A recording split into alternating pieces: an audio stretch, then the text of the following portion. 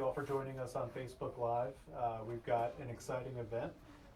As most of you know, October is National Disability Employment Awareness Month, and it's a chance for us to speak about the impact that individuals with disabilities have to contribute to the workforce. So in celebration of that month, we thought what better way to celebrate than to have some of our local leaders sit down with our CEO, Michael Winkler, as well as myself, to speak about what some of those impacts are and why it's so important that we celebrate this month. So for those of you joining us online, we're going to start off with some introductions so you know who's in the room. Candace, would you mind leading us off? Sure, no problem. Good morning, everyone. My name is Candace Mims, and I'm with GVRA, or Georgia Vocational Rehabilitation Agency, and I am a district manager with the agency, District 8 manager, to be exact. And District 8 is Savannah, Reedsville, Waycross, and Brunswick. Okay, thank you, Candace. And good morning, I'm Julie Hardiman. I'm part of the Georgia Parent Mentor Partnership, and in Savannah, Chatham County Public Schools, myself and my co-worker are referred to as family and community liaisons, and we help our families of kids with disabilities. Great, terrific, thank you. And I'm Michael Winkler, President and CEO for Goodwill of Southeast Georgia. And welcome everybody. We're so happy that you were able to join us today. And thank you to our guests, Candace and Julie. We're very excited for you all to be here to celebrate with us National Disability Employment Awareness Month. Thank you, Michael. Back to you, Alex. Thank you. And I am Alex Vasquez, Vice President of Business Services and Performance Excellence. So I get the honor of working with Michael and Hillary and the rest of our team here. I get to oversee the Ability One contracts at the executive level, which really benefits from a lot of the supports that we receive through your respective organizations. So thank you again for taking the time to spend with us. So we're going to start off nice and easy with our first question of the day, and this one's going to go to Michael. From your perspective, can you discuss why it is that National Disability Employment Awareness Month is so important to Goodwill? Sure, Alex. Thank you for asking that question. You know, so first for me personally, NDM, as we sort of consolidated, NDM has always had a special place in my heart. I started with Goodwill 17 years ago, working with our Ability One program and our vocational rehabilitative services. That was my background, and throughout my career, this month has always been, we actually plan for it almost a year in advance because it is so important. So the big question that you asked is, why is it so important? Well, there's a few reasons. One, it's really important that we celebrate all of the individuals in our organization that have had the opportunity to try to achieve their highest level of self-sufficiency. The work that we do, the work that everyone in our organization does every day is important to our community. And for our individuals with differing abilities, it is really an opportunity for us to showcase all that they contribute, which is an enormous amount to our success. Not just in October, which is the month that we're in now, but throughout the entire year and through their entire careers. Many of them have spent several or more years with us working at our Ability One sites and in our stores and other locations. So we have the individuals with differing abilities working throughout our network of businesses here in Southeast Georgia. And it's just a way for us to celebrate those individuals and all of their contributions. In addition to that, it's really important that we remember that amongst all adults in the United States, the highest population of unemployment is with individuals with differing abilities. And that is something that we need to correct. That is something that Goodwill every day is committed to working on, because it is just not the right thing for us to do here in this country. We're better than having 16 or 17% unemployment for individuals with differing abilities. And so we take October each year to encourage all of our business partners to really look at hiring and supporting individuals with differing abilities in the workplace, because they absolutely make for an inclusive, diversified workforce, and it makes our workforce stronger and better So having all individuals have the ability to work with us. So that's why we're excited, Alex. It's really just an opportunity for us to celebrate all the many gifts that all of our associates bring to us every day, and to show our appreciation for them. Good, thank you. I feel like James Lipton and Well, I'm no Matt Damon, I can tell you that. So this next question is both for Candace and, do you go by Julie or Julia? Julie, Okay. yeah. So could you tell us a little bit about your organization, your role with the organization, and how is it that your relationship with Goodwill plays out? Sure, you want me to start, Julie?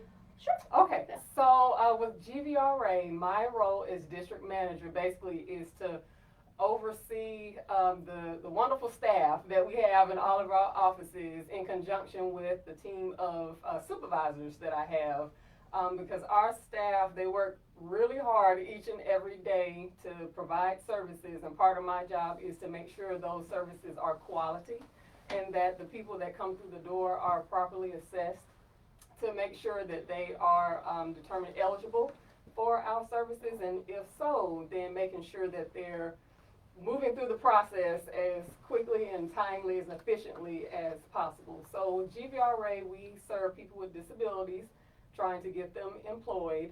That is the name of the game, employment. We want everybody to work. Part of our mission is to employ people with disabilities, greater independence, and we believe that every individual with disabilities can work. So we definitely try to strive for that each and every day. And so a partnership with a wonderful organization like Goodwill that has a similar mission, that is why that's important to us, because that's a powerful combination, a powerful partnership, because we do share a similar mission. So working better together will, only make it a win-win situation for everybody involved, especially the client. Great, thank you, Candace. Mm-hmm. Julie? And mine kind of starts a little bit before Candace's agency picks up. Again, I said I was a parent mentor through the Georgia Parent Mentor Partnership. And parent mentors work with families of kids with disabilities around the state. Our goal is to increase opportunities for quality family engagement, and we want to improve outcomes for kids with disabilities. So when you think about a young person in school with a disability, we talk about transition. We talk about basically two paths. One path is that when they graduate out of high school is to go into further education. The other path is to go into employment. There's not a path to the couch. I always tell people, and that's what we're trying to eliminate, is to make sure that we connect them. So this planning really starts early for our families. And we start talking about, the importance of attendance at school, which is an indicator of staying in school and dropout rates and really success after you graduate. But we also want to improve high school graduation rates. And for our kids with really significant disabilities, we do a lot of work training to prepare them. It's really more of teaching work behavior, not so much teaching a job skill. Individuals with cognitive disabilities have problems generalizing skills. So we have a very robust community-based vocational instruction program around the state. And now we're doing a lot with what they call self-advocacy and self-determination. So us parent mentors, what we do is we partner with school staff and we help families realize what can be. I always call it begin with the end in mind. I love success stories. I use them to talk about our work a lot, from high incidence disability kids to low incident disability kids, which basically means kids that have maybe significant cognitive disabilities or working in supportive employment. And we have more students ever before going into post-school, like college. And it's exciting to see their outcomes. And we talk about their stories. And then what did that take to get that kid in that position? So parent mentors kind of message the work of agencies. And we like to partner with everybody. We love to play with everybody's sandboxes and everything. But our goal is to help, spread those resources out. We know there's a shortage of money and funds. So we like to look at how can we get the most bang for our buck in the community and utilize the existing resources we have now. Yeah, that's a great point. I mean, no one nonprofit organization or department can solve all of the problems by themselves. well. So there's that saying, if it takes a community. So well said on your part. Michael, can you talk a little bit about the associates at Goodwill? What does it look like for those that don't know an organization? How many individuals do you think, give or take, we have with some type of differing ability at Goodwill? So before I answer that question, Hillary, we're showing a no signal. And I just wanted to make sure that we're still on. We are live. We are live. Yes, Okay, we have 25 great. viewers. Okay. Could you repeat the question, Alex? I was Yes. distracted by the no signal that we were getting. So we at Goodwill, dating back to the origination, we have a diverse workforce by nature of what it is we do. Can you talk a little bit about the array of individuals we have in our organization with differing abilities? Sure. So both Candace and Julie spoke to, really the same type of approach occurs in our workplace because we do try to be a model employer for individuals with differing abilities. So what we always say to our supervisors that are new to Goodwill and may feel at times a little uncomfortable, because what they don't want to do is put somebody in a bad position. And so we have a saying, we don't talk about what individuals can't do, anybody in our organization. We don't talk about what they can't do, we talk about what they can do. And we focus on what people can do. And so as new supervisors come in, we say the most important thing you can do is focus on what an individual's abilities are. And make sure that you're asking them to do things that are on their can-do list. And if we stick to that mantra, look, there are things I can't do well. There's a ton of things I can't do well. And I encourage everybody in the organization that works with me, stick to the things that I can do well. Because otherwise I'm probably, really going to let you down on the other side of it, or it's just not going to get done well. So we all have our strengths. We all have those areas where we're just really, that's just not where we want to put our focus of energy or time. And so, for us, what we do is focus on everyone's abilities. We try to raise and elevate individuals to really be the best version of themselves each day, knowing that we all have our strengths and we all have areas, opportunities for improvement. Thank you. So this is, again, both for Candace and Julie, whoever would like to answer first. Why is partnering with organizations like Goodwill so important to your respective organizations? I'll go first this time. It's extremely important. Again, going back to looking at like the community needs, in school districts, we actually track our kids for a year after they graduate or exit public school. And we try to reconnect them to existing services if they are, I don't want to use the word sitting at home on the couch, but if they're not engaged and participating in something, we want to kind of bring them back in and say, let's go this way, let's go this way. It's, again, going back to looking at what our community has to offer and making sure we connect all of our individuals with something when they leave us. I call it the cliff. When they graduate, it is like a cliff. You go from having a special education teacher or that school guidance counselor, regular teacher, case manager, and your parents, running after you. You leave, you go on the other side, and suddenly you have to self-identify, you have to advocate for yourself, and it's very, very hard. So what we try to do is make sure we identify all of our community supports and make sure that you don't have to know them yourself, but you just have to know somebody out there knows them and know who that person or that agency is. Remember the blue light special at Kmart? Y'all, you might be a little too young for that. But I'm like, here it is, you don't have to remember it, but just know there's people who know how to reconnect you. So that's why I believe it's so important for school districts that have Goodwill industry, services in their community to connect with y'all so they can share it with their families and students and staff. Thank you. And for GVRA, I can say that it's very important to partner with providers like Goodwill because our community partners and providers are extremely important to the success of our clients. So, while VR may be the starting point for people who want to apply, who want to, achieve employment, there are training opportunities that we don't have in-house that we have to partner with Goodwill and other resources out in the community in order to, get them to where they need to be in order to be employed successfully, not just to obtain the job, but to maintain the job. So those training opportunities are extremely important. Thank you. This next one is for you, Michael. So one of the things that has been a prevalent topic of discussion the last 2 years is diversity, equity, inclusion.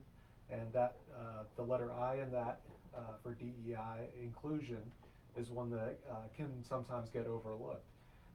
Can you talk a little bit about why inclusion is so important, both to our organization as well as our community? Certainly, yeah. So thank you for asking that very important question. First and foremost, we've all experienced those moments in our lives where we weren't included in something. For me, it was when my family moved and forgot to tell me that we were moving. No, that didn't really happen. I just see if anybody's paying attention. But no, look, at the end of the day, what we strive for here at Goodwill is to make sure that anybody that wants to work with us really feels like they're making a difference in the work that they're doing, on the team that they're on, in the organization that they're a part of. And that means that all of us have to really be deeply engaged with each other.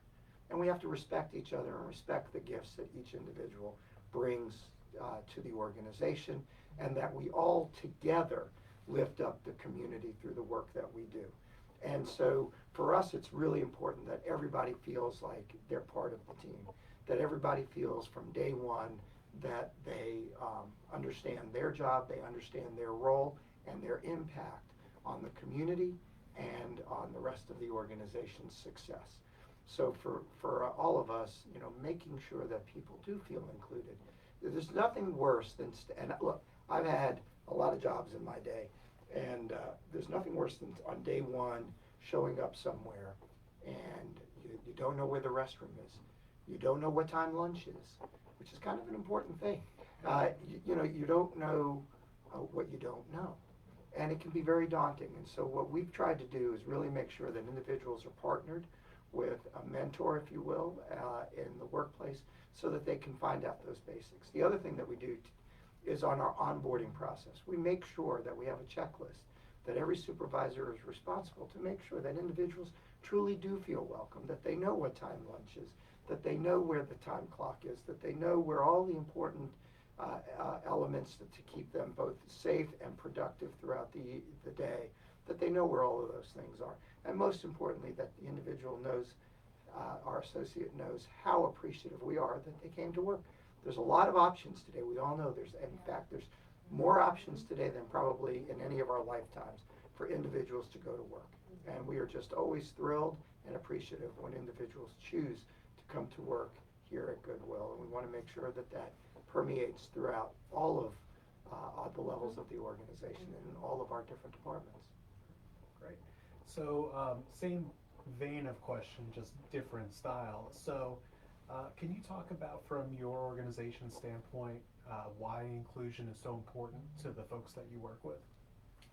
Yeah, absolutely. I'll start. So inclusion is very important for GVRA, obviously, because we serve such a special and unique population of people with disabilities. So being that there are so many people with disabilities walking around, and those that we haven't even tapped into or touched yet, but those who do come through our doors, one thing that we like to do is to make sure that they are well aware of what our program is, what services we provide, how we can assist them.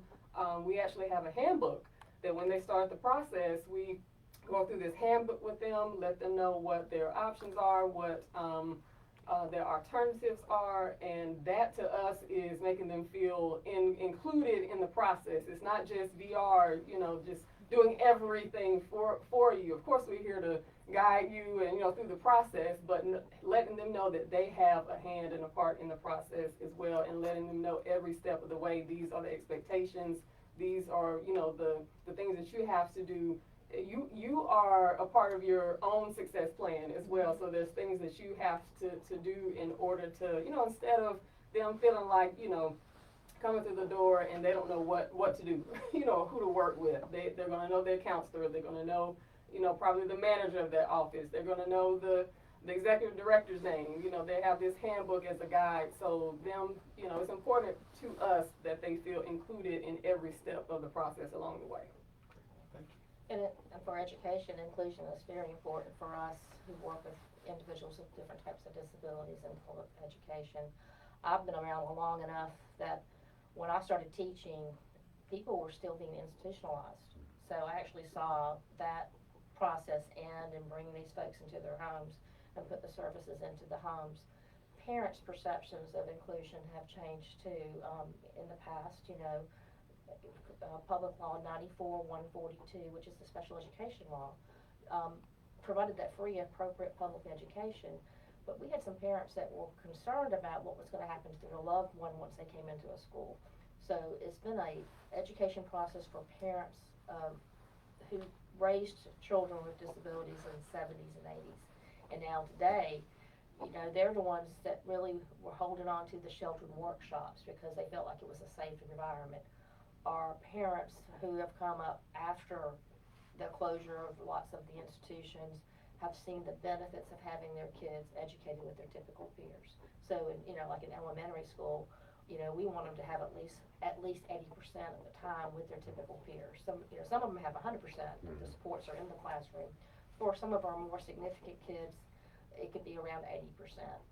But as you get into the world of work, I remember when parents did not want their kids to work, which was crazy because we would do this really robust community-based vocational instruction program and get a kid ready for work. And then it was, I called it the fear factor. What was going to happen to the state and federal benefits? You know, what was going to happen, you know, if he got lost, you know, transportation, you know, on the cat bus. So it really made us think about how do we support parents and understand how to prepare for inclusive environments, you know, how to support your individual and, you know, what are those natural safety nets and, you know, and push for that inclusion because we don't want to use that as a reason not to have access to the everyday environment for all kids. And what's been really exciting lately is to watch the post-secondary inclusive programs in colleges. I think there's 7 of them around the state right now. And so I was at UGA football weekend, and I was watching the, I don't know what they call them. They're like they have the spikes and everything, and it's the EPSI program. It's their inclusive program at Georgia. And they're all dolled up, painted up, screaming, ranting, and raving. And now the big screen, I saw one of my friends, you know, young child. Well, she's 20, and she's there, but she's living her dream. You know, she's a young woman with Down syndrome, and she's always wanted to go to UGA, and here she is. Not only she's going to UGA, she's beating stuff. You know, they're all cheering because we were winning well at that moment in time. But it's very important for families to push for the inclusion, and then for the school districts to make sure we have the supports in place to support individuals. Thank you both. So I know the answer to this question, Michael, because I'm intimately familiar, but for those of our associates who may not know as much, can you talk a little bit about Goodwill's Ability One program and how it fits with our overall mission? Sure, Alex. I find that a little ironic you're asking me that because for some of our viewers, maybe they don't know that Alex is in charge of that program and has been and done a great job leading that program for a number of years. But so the Ability One program, you know, so there's a lot of different elements that bring the Ability One program together and make it successful. You know, first and foremost, with Candace and her team here in District 8 being able to make referrals over to us for our slots, because the Ability One program is part of the Javits-Wagner-O'Day Act, which I think was updated last in 1972 or 74. What it does is it allows government contractors, federal government contractors, to set aside contracts for services and products to organizations, not-for-profit organizations, that employ at least 75% of their direct labor force as individuals that are designated to have a significant disability. So that program has kind of ebbed and flowed over the years with the federal government. We are fortunate enough to have been awarded as an Ability One, what do we call producing not-for-profit. We have 4 contracts here.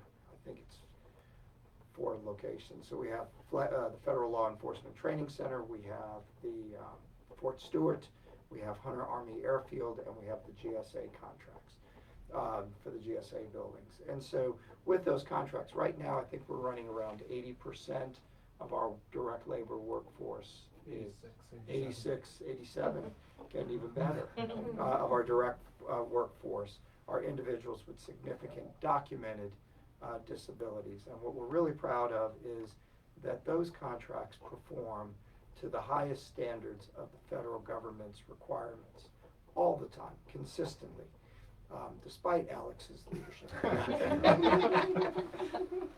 No, just kidding, Alex. Alex has done it. I just cry on the inside. No, you know, that's, to me, that is a shining example of why, you know, an organization that embraces diversity, equity, and inclusion thrives. Our organization brings a multitude of individuals with different backgrounds, differing abilities together, and we make it work. And not only do we make it work, but we make it work to the high standards that the federal government puts on the cleaning of some really both interesting and complicated work environments. We, at the Federal Law Enforcement Training Center, we're cleaning some facilities that train our law enforcement, things like gymnasiums with a lot of padding. So I don't know exactly what goes on. I have some idea, but there's a lot of padding. So I'm thinking there's a lot of physical contact going on, and those pads have to be cleaned very regularly, particularly now with COVID. You know, at Fort Stewart, you know, we're supporting the 3rd Infantry Division, the Rock of the Marne, and doing that with great pride, because not only are we doing it well, but we're really serving our country and supporting our nation's warriors as they protect us in from all kinds of bad situations around the world. So, so the program itself really provides both a training, an outplacement, and a first start for many individuals with differing abilities. Did I cover it? Because you're the expert, really. Yeah, I was just trying to give you a good softball. Yeah, there you go. So, from both the GVRA and the school system standpoint, can you talk a little bit about when you do have a successful partnership? What does that look like from your end, and what is the benefit to your organizations? Sure, I'll start. Okay. So a successful partnership is, what that looks like to us is people going to work. You know, that is the name of the game, you know, as I stated earlier, employment. So because, you know, like GVRA and Goodwill have the similar mission, what success means to us is people going to work, getting jobs, staying employed. So that sustainable employment is what success is to us at the end of the day. We absolutely love, first of all, getting referrals, you know, to start the process. And like referring, as Mr. Winkler said, to Goodwill for various services, training opportunities, Ability One. But when they actually get that job, everybody celebrates. You know, we actually have like a bell in the office, you know, whenever someone gets employed, you know, ring the bell, because, I mean, we're all celebrating. No matter who that counselor was, you know, no matter who the client is, you know, somebody getting a job is what's important to us at the end of the day. And for us too, you know, again, going back to those student success stories, a lot of the times school staff don't have the opportunity to see that final outcome, which is so important. You know, I don't know if y'all are familiar with the Low Country Down Syndrome Society here in Savannah. Oh, yes. And I'm on their board right now. But I was talking to John yesterday and told him that we were going to do this. And I said, you know, their Night of Champions celebrates individuals with different abilities, but also celebrates the business community that provides opportunity. And for teachers who were in that elementary school and remember that kid, you know, and to see that kid 15 years later be a champion. I mean, you talk about boo-hoo. I mean, it's such a big deal for our staff to see that. But it goes back to that partnership. You have to really reach out to your partners and work together to make those things happen for our kids. And it's so great to see those outcomes of our kids in settings like that. And, you know, and I still see kids that I want to date myself. I started teaching in 1987. I still see some of my kids that I taught in 87 and 88 and early 90s who are still working. and these are kids that had significant cognitive disabilities. So I know there's an opportunity for everybody who wants to work. It's just how does our community support those individuals to achieve that goal. That's great. That's a good teacher right there. Right. 87, 88, and still Hello. going. Hello. So Michael, for our associates that are watching this, we know different ways that Goodwill will try and promote this month and why it's so important. As an associate, how can our associates help support our mission of getting people to work? How can they support showing what people with disabilities are capable of contributing? Yeah, you know, that's a great, another great question. Really, you know, the best thing that all of us can do is when we see someone who is looking for work, and when we know a family that is struggling to figure out what next for their son, their daughter, their brother, sister, cousin, that has differing abilities, we want to make sure that our associates are our best cheerleaders for the programs that we have here, first and foremost, for individuals with differing abilities. And when we have folks that are here, that we really are helping elevate them up and making sure that they have everything that they need to be successful, and that their dreams and their hopes for their career are fulfilled, both here at Goodwill and hopefully with, you know, advancement into other employers in the community, and then of course talking up what a wonderful place Goodwill is to work, and why diversity, equity, and inclusion is such an important part of our workplace, encouraging other employers in the community to embrace the same sort of notions that we have here, which is that everyone has gifts, everyone has a way to be able to contribute in the workplace, and we work with Candace and her team and Julie and the school to really help individuals figure out where it is that they fit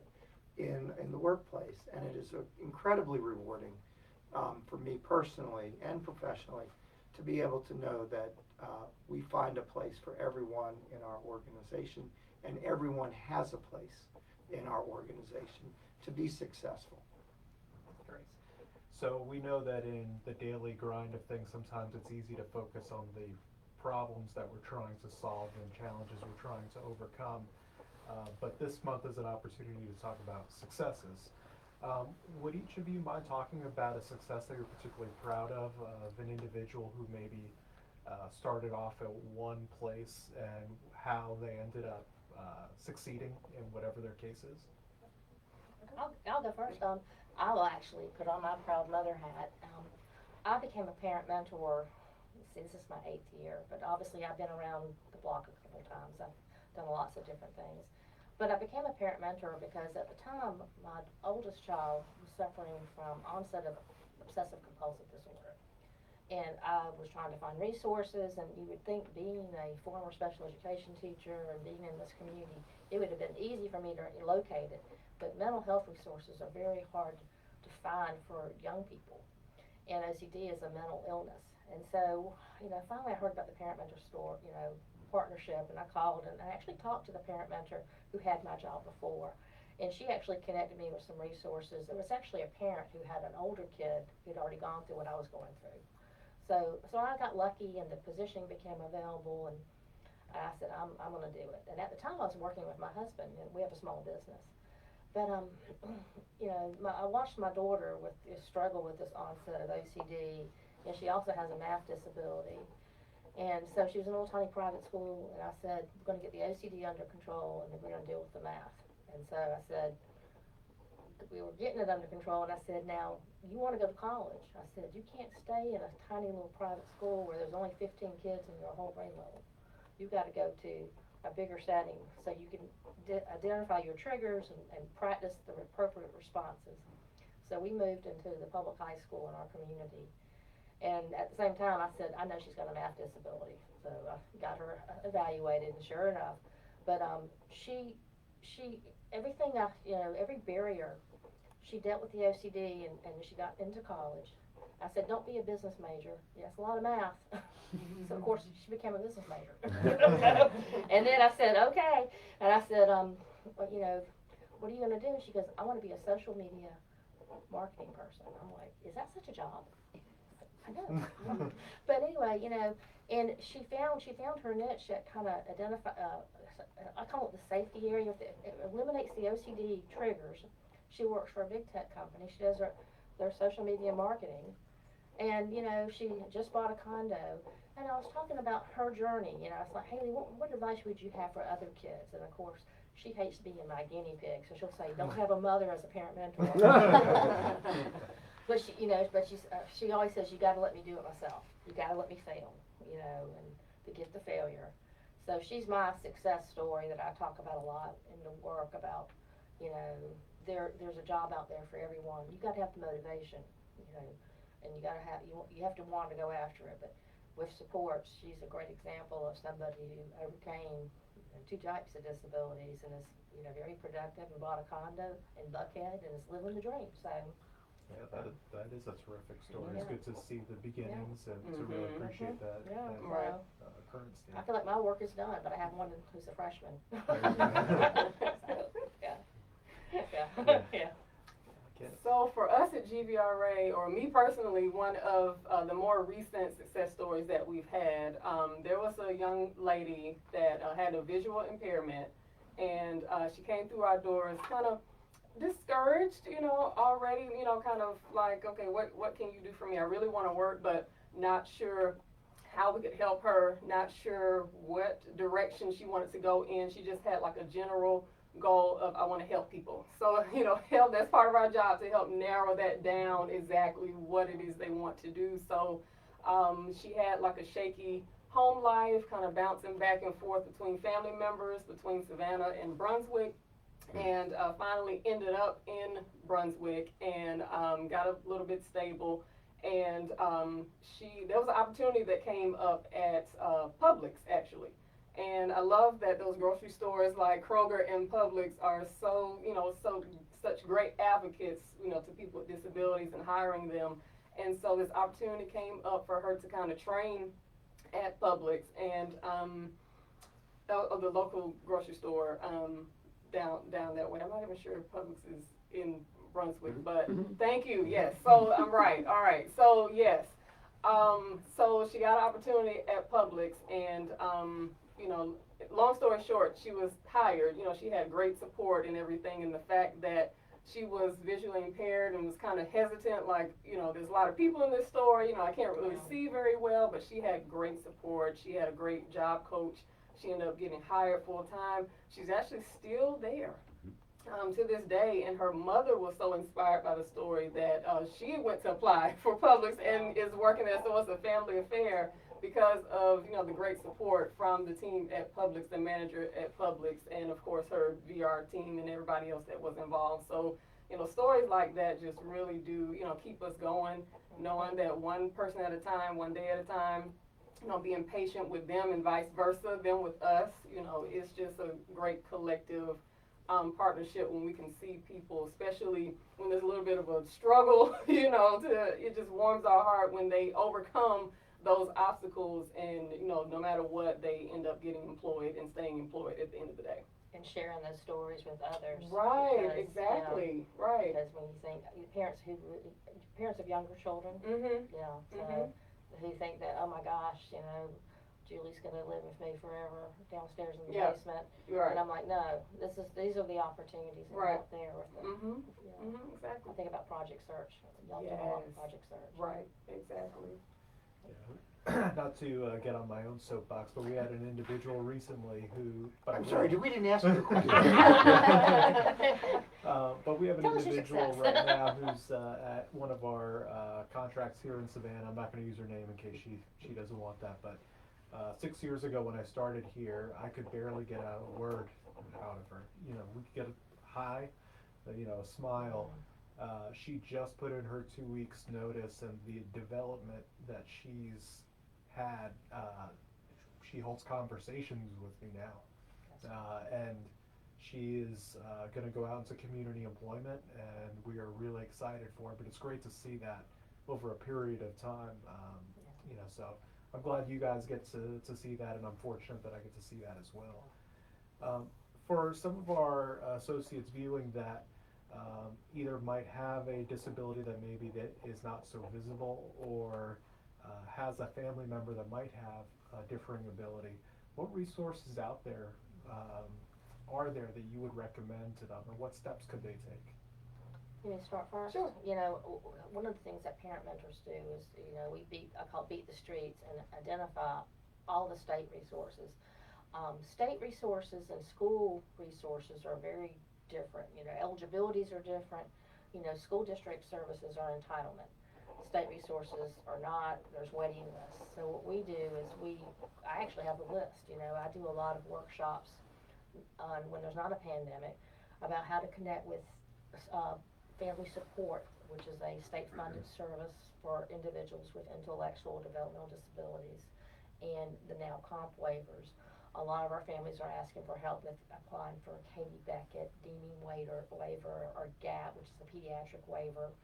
And then we keep like a database of resources. Like there's a dashboard through Parent of Georgia. You know, we have our own. So I tell people, if you have a need, you don't have to know it. You just have to know somebody out there will know it. So we partner a lot with Parent to Parent. The Front Porch is a new partner in our community for individuals under the age of 18. They have a lot of supports with mental health services. But those are the kind of things that we do as parent mentors. And I would encourage your associates to go on our website. It's parentmentors.org. And you can hit the Find a Mentor tab in that part of the state, you know, like Glenn County or up in Statesboro, and find my counterpart and say, are you doing workshops or resources, or can you share the local resources in your community with our agency? And I do want to put a plug in. You know, we're working on an informal interagency council here. We had one meeting virtual, and we're going to have a second one next month, and I think y'all are going to host up. You may not know that yet. They're going to do that tomorrow. But I think it's so important for us to identify what we do have in our community. Who are they? What's the eligibility? And then how to connect with those resources so we can take that information back to our populations we support. So. That's great. Great information. Yes. Okay, so for GVRA, even though we're all about work, you know, people do come to us with other needs. So we do maintain a list of local resources in our offices, and of course that is ever changing, can be ever growing, because, you know, we are, again, in the business of people going to work, but at the same time, you know, like Julie mentioned, there's, you know, family support, you know, that people may need, you know, housing, you know, help with paying a bill, you know, benefits, want to know, you know, how do I get started with that, you know, things of that nature. So when they come to us for those individual things, and they may or may not want to work, you know, VR is the place for you, at least to start the process if you want to work. But if they come to us thinking that we do some of that too, we say, well, if this is not the time for you to work, or maybe, you know, you come to us later to get started with the work part of it, but we're not just going to turn you away with, you know, empty-handed. Right. Basically, here is a resource for what it is that you do want, and we always want to send them, if we have to send them away, hopefully not, but, you know, we always like to send them away with something where they can go get what they need. Yeah. That warm handoff. Right. Yeah. So we're getting close to the end of our time together. So I guess I'll ask this overall to each of you. Why do you feel it's so important that in this month of October that we take the time to support and celebrate National Disability Employment Awareness Month? So I'll open that to whoever would like to go first. I'll start. So I think that this is very timely, celebrating National Disability Employment Awareness Month in October, because, you know, this is the season of recovery from COVID, and I think that a lot of people, disability or not, but especially people with disabilities, are kind of hesitant, you know, to get back out there in the economy and get back to working. So especially with that word, you know, two important words in that acronym is disability and employment. But another important word is awareness, you know, and bringing that awareness to those individuals out there, celebrating those that are already in the economy and out in the community working, and then using those examples that we gave earlier to share with them to say, hey, look at these folks out here running, you know, helping to run this business, and some people with disabilities actually running the business, might even be the boss, you know, and so that gives those individuals hope that, okay, I see them doing it. They have disabilities, they've been successful, you know, and so I can do it too. Right. So I think that's important reason for us to celebrate how do you say it, Mr. Winkler? Indian. Right, Yeah. right. So that is one reason that we love to celebrate and why it's a timely, you know, time for us to do that. Thank you. Mm-hmm. I think what you said too, and it's just, it also shows families and individuals with disabilities what can be. And it encourages them, you know, for us in schools, is we want our kids to stay in school until their eligibilities end or they graduate with a high school diploma. It's so important. We don't want you to leave early, you know. And also, as we celebrate this month, I think we also need to highlight to our community that there are some barriers to employment for this population, like transportation. Our community's really got to drill down better on how can we help get individuals with disabilities who may not drive into their jobs, and we need to really look at our transportation resources in our community. So we got to set those bars high and keep pushing awareness. So, Right. like you said. Mm-hmm. Yeah, you know, so I think both ladies have said it really well. That, you know, the important thing is for folks to know that we're all here to help individuals with differing abilities really find their way in life. For many, it should be the workplace. For some, it may not be the most appropriate, but for most people, we know that there's an enormous amount of demand for jobs amongst individuals with differing abilities. And today, there just simply aren't enough jobs to go around. We need to change that. We need to take the opportunity to figure out transportation, as Julie has mentioned, which is a very important obstacle that needs to be dealt with.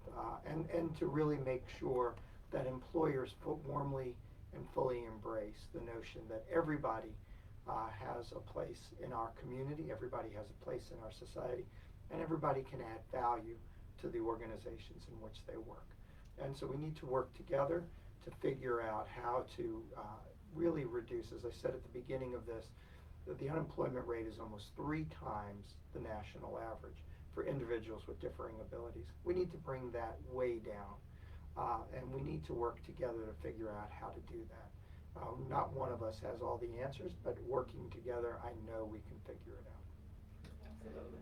So the last thing that I'll ask is for somebody, and again, our associates are associates, which means they're working with us, but they might have family members that could benefit from some of the services that we've talked about today. For somebody who might be in that position, how could they get started with working with GVRA?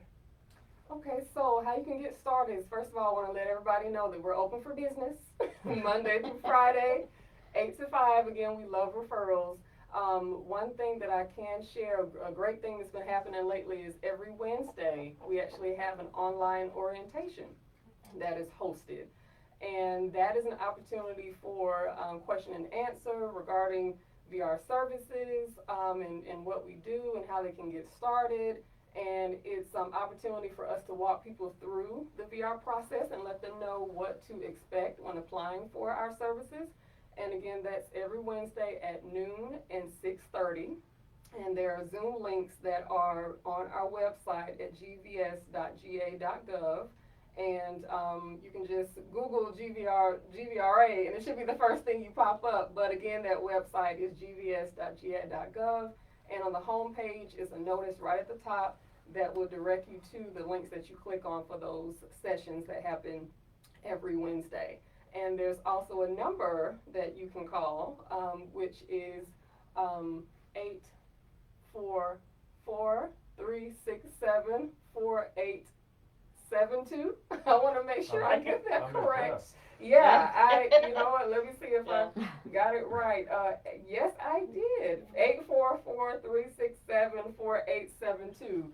And that is, that is our 1-800 number to get you connected no matter which office no matter where you are in the state, it will get you connected to the most appropriate office in your area. Teaching my girls the appreciation of having to remember a number Yeah. as opposed to just having it all in a little Yeah. rectangle. Right. Yeah, not so easy. How about if our associates have school-aged family members? Well, again, we have a website at the Georgia Department of Education. It's parentmentors.org, and you can actually find a mentor. And I think a lot of our community partners, you know, our kids could stay up with us through age 22 or until they graduate with high school diploma. And then there are some great state agencies like Parent to Parent of Georgia, and then the Centers for Independent Living, like Life Inc. here in Savannah. And I think, you know, going back to you don't have to know it, but you have to know somebody's out there who's collecting this information to support individuals who have barriers to employment and know where to go for the info. Because I get people who circle back around to me who have left school like 10 years ago. And something happened with that job, and they're like, where do I go? What do I do? Or they've lost their home, you know, just, you know, so we kind of like, you know, I call it the warm handoff, you know, get them out there and support them that way. And I'll save Michael from having to do the pitch. If you have somebody that has a documented disability and they're ready to get to work, you can go to our website, goodwillsega.org, and we have job openings on there, and we're excited to get to know you. So last things, anything that you would want to say before we depart today? Well, I would just like to say it has been a complete pleasure of sitting here with you lovely people on this panel today, and I think it is, you know, such a privilege for me to have been invited and to talk about National Disability Employment Awareness Month and its impact on the local workforce, and how we as an agency, and to hear how each of us play a part in this wonderful process. And I absolutely love being a part of serving people with disabilities on a daily basis in my role, and to see all the successes and people going to work. And if there's anybody out there that is interested in joining that bandwagon, we are open and available and ready to serve you. So thank you for having us from GVRA. Yeah, and I'm looking forward to, like, I want to say, scooping up our kids that exited us the last couple of years or graduated, and making sure that they are connected. So, you know, for families who have, you know, weathered the storm with the pandemic and had high school kids, you know that, you know, you can always loop back around to your school and say, where should I go?